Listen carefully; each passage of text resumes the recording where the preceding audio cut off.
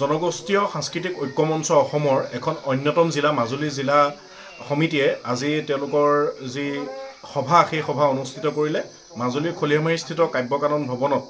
আজি সুন্দৰকৈ কেন্দ্ৰীয় পৰ্যবেক্ষক হিচাপে উপস্থিত আছিল এই সমিতিৰ কেন্দ্ৰীয় সম্পাদক প্ৰহ্লাদ মিলি ডাঙৰীয়া। সঁচাকৈ এক সুন্দৰ সভা আজি সম্পন্ন হ'ল।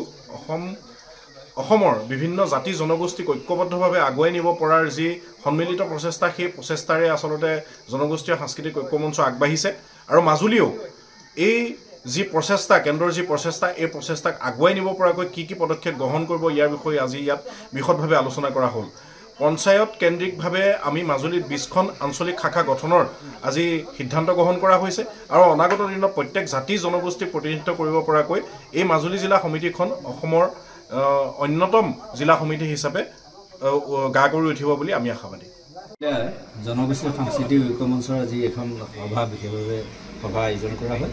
ইয়াত কেন্দ্ৰীয় সমিতিৰ সম্পাদক ডাঙৰীয়াও মুখ্য সম্পাদক ডাঙৰীয়াও উপস্থিত থাকে আৰু এই সভাতে আজি কেইবাটাও গুৰুত্বপূৰ্ণ বিষয় আলোচিত হয় আৰু মাজুলীত প্ৰায় 20খন আঞ্চলিক গঠনৰ এটা প্ৰস্তাৱ গ্ৰহণ কৰা হয় আৰু এই আঞ্চলিকসমূহৰ পিছত শাখাসমূহৰ গঠন কৰা হ'ব আৰু ইতিমধ্যে মাজুলীৰ পৰা আমি কেন্দ্ৰীয় সমিতিলৈ 2গৰাকী প্ৰেৰণ কৰাৰ যি সিদ্ধান্ত কৰা হয় সেই 2গৰাকী সাহিত্য বিভাগত প্ৰেৰিত হ'ব আৰু এই মাজুলীৰ বিভিন্ন চুকে কোণে থকা জাতি জনগোষ্ঠী ব্যক্তিসকলক আমি একত্ৰিত কৰি এখন মঞ্চৰে মাজুলীৰ অভাৱ অভিযোগ, বিভিন্ন পথাৰ বজাৰ দখল কৰা এই সম্পৰ্কে আজি এই জনগোষ্ঠীয় সাংস্কৃতিক ঐক্যমঞ্চই কাম কৰি যাব বুলি মানে সংকল্পবদ্ধ হোৱা হয়।